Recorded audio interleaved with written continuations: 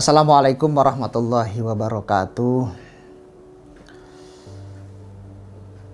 Alhamdulillahilladzi arsala rasulahu bil huda wa dinil haq liyuzhirahu ala dini kulli wa kafa billahi syahida. Amma ba'du. Qala Allah Ta'ala fil Qur'anil Karim, a'udzu billahi minasyaitonir rajim. Bismillahirrahmanirrahim. Ya ayyuhalladzina amanu kutiba alaikumusiyam kama kutiba alal ladzina min qablikum la'allakum tattaqun. Al-ayah.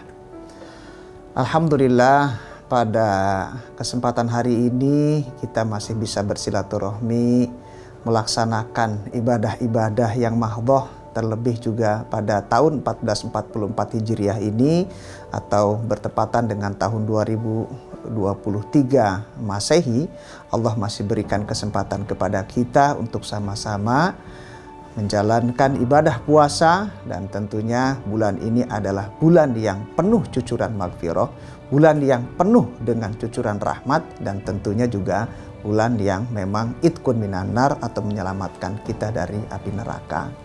Salah satunya tentunya Allah mengatakan dalam Al-Quran, bagaimana salah satu kesyukuran kita kepada Allah, yaitu dengan sama-sama kita mensyukuri nikmat yang telah Allah berikan. Maka la in syakartum la azidannakum wa la in kafartum inna adzabi lasyadid. Apa kata Allah dalam ayat tersebut? Mengatakan bahwa salah satu kewajiban kita ketika kita diberikan kenikmatan adalah kita bersyukur pada Allah Subhanahu wa Ta'ala. Maka salah satu kesyukuran kita kepada Allah ketika diberikan umur yang panjang, hari ini diberikan keleluasaan kita juga untuk kenikmatan kesehatan, untuk kita melakukan untuk bertemu dengan bulan puasa adalah bagaimana kita betul-betul melaksanakan puasa ini dengan penuh kekhusyuan. Maka jika melihat kepada ayat yang tadi, tujuan puasa itu adalah membentuk orang-orang yang bertakwa. Jadi kalau kita melihat pada ayat yang tadi, ya ayyuhalladzina amanu, hai orang-orang yang beriman, kutiba alaikumusiyam, maka kami wajibkan kamu untuk berpuasa. Hanya tujuannya adalah la'allakum tattaqun, yaitu untuk membentuk kita menjadi orang-orang yang bertakwa. Maka jika melihat daripada ayat ini, tujuan berpuasa itu adalah membentuk orang-orang yang bertakwa atau menjadikan orang yang bertakwa. Nah, kalau kita melihat pada klasifikasi Imam Ghazali dalam kitab Ihya Ulumuddin, maka Imam Ghazali mengklasifikasikan puasa terbagi ke dalam 3 klasifikasi. Yang pertama adalah saumul umum atau puasa yang umum. Yang kedua adalah saumul khusus, dan ketiga adalah saumul khususil khusus. Jadi kalau menurut Imam Ghazali ada 3 klasifikasi puasa. Yang pertama adalah puasa umum atau puasa seperti yang dilaksanakan orang pada umumnya. Dia hanya berpuasa menahan lapar, kemudian menahan dahaga.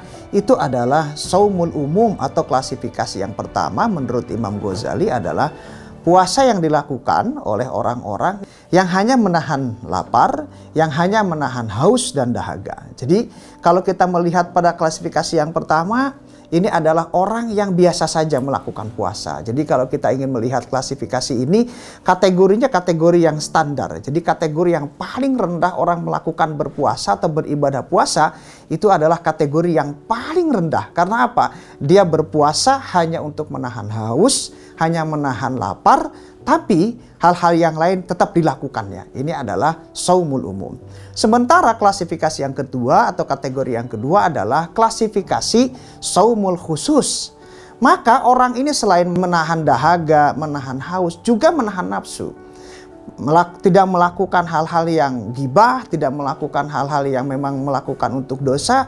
Terlebih dia juga menahan hawa nafsunya untuk tidak melakukan hal-hal yang membatalkan puasa.